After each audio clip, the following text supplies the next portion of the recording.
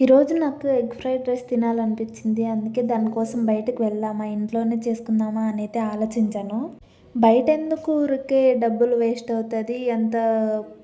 అంత నీట్‌గా కూడా చెయ్యరు. ఏ ఆయిల్ అంటే ఆ ఆయిల్ యూజ్ చేసింటారు. ఎందుకు మనకే వస్తది కదా! మనమే చేసుకుందామని చెప్పి నేనైతే ఎగ్ ఫ్రైడ్ రైస్ చేయడానికైతే ట్రై చేశాను. అసలు నాకే తెలియదు నాకు వంటొస్తదని. నేను చేసిన వంట నేను తప్ప ఎవరు తినరేమో అనుకుండేదాన్ని. కానీ నాకు పెళ్ళైన తర్వాత తెలిసింది నేను చేసే వంటలు కూడా బావుంటాయి.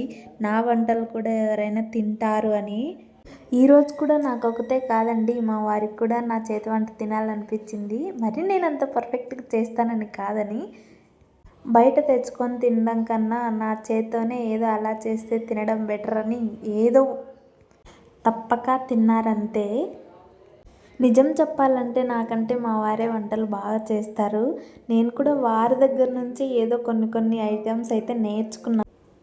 ఇప్పుడు కూడా ఈ ఎగ్ ఫ్రైడ్ రైస్ ఇలా చేయాలి, అలా చేయాలని మా వారు పక్కనుండి గైడెన్స్ ఇస్తుంటేనే నేను చేస్తున్నాను.